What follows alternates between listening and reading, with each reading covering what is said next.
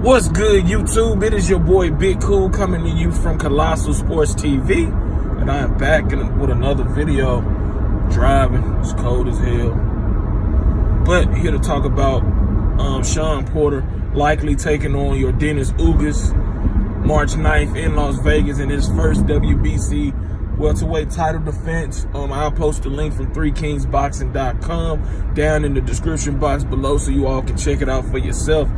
But a lot of speculation surrounding Shawn Porter, his next move, was talked about after that September 8th victory over Danny Garcia.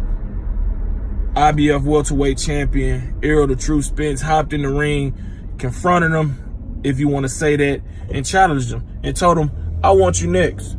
But we all know that boxing is a business first and foremost, and you're going to try to build these events, these fights up to get the most money possible out of each event. And we all know that Errol Spence had been linked with Mikey Garcia, with Garcia constantly calling him out for a fight. And now we know that that fight is going to happen March 16th in Arlington, Texas at the Cowboys $1 billion stadium on Showtime pay-per-view. So that takes Errol Spence out of the picture right now. And if we being honest, he was never ever in the running to face Shawn Porter in his next fight.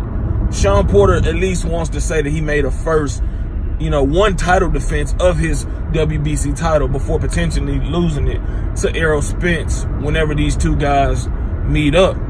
Also, last few weeks, Shawn Porter came out and said that his team was in talks with Keith Thurman's team for a unification rematch. We all know these two guys fought in what I think was June of 2016, or it might have been June of 2016, where Keith Thurman won a close decision to defeat Shawn Porter.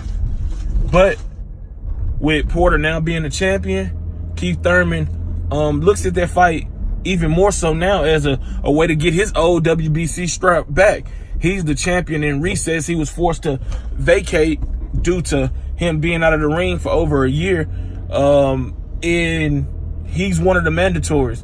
Him being the champion in recess, it means he automatically gets a shot whenever he's ready at whoever holds that WBC welterweight title. And currently it's Shawn Showtime Porter. But Yordenis Ugas is a guy who's a good fighter. He's 23-3. I think he has like 12 knockouts. He dominated the guy from Argentina on the undercard of that Porter Garcia fight, easily, wide, unanimous decision. He's a guy who's experienced. He earned his way into this position. Had wins over Ray Robinson. I think he defeated Tomas Delorme. And he's just a rugged, solid fighter, man, who has earned his spot. And it'll be an interesting fight to see if he could, or if he can, fend off the mauling style of Shawn Porter, who we know is ultra aggressive. He's a come forward fighter. He's a no nonsense fighter. He doesn't take a step backwards. You have to be a special fighter to clearly dominate Shawn Porter, and nobody up until today has been able to do that. You might be able to beat him, but you gotta be a special guy to dominate him. And obviously Porter is the favorite going into this fight. I mean, he's riding a new high, beating Danny Garcia the way he did in a fight that was close, but I felt that he was the decisive and clear winner. Him with a whole lot of shit at stake, big money fights with Keith Thurman and Errol Spence. He gonna be on his P's and Q's, at least he has to be, if he wants to avoid an upset by the upset-minded Yordenis Ugas, who's not a big puncher, but he's rangy. I think he's like 5'8", 5'9", so he's gonna have the height advantage over Shawn Porter, obviously, and probably the reach advantage. But Shawn Porter is very good at closing the distance and making you fight at a faster pace than you're comfortable doing. Look at the fight with Keith Thurman. It was gun blazes as soon as the bell rung, and I expect that Porter is going to try to come out here and dictate the pace and bully Ugas from the opening round on. Also, in the fight against Danny Garcia, man, he showed some new wrinkles. He boxed on the outside, which kind of he had some minor success, but he did a good job of not smothering his punches to the extent we're accustomed to seeing from him. Because, you know, Shawn will smother the shit out of his punches, which makes for an ugly fight, makes for an inside fight that's not as effective. You go back to his fights with Andre Berto, what's my man from Chicago, Adrian Granados, and the list goes on and on. Those fights were ugly because he used his head and he smothered his punches. But against Danny Garcia, you know, he boxed from the outside. He worked his way in. He was going to the body beautifully up top, and it was a better overall performance than a lot of people expected from him going into that fight with Danny Garcia.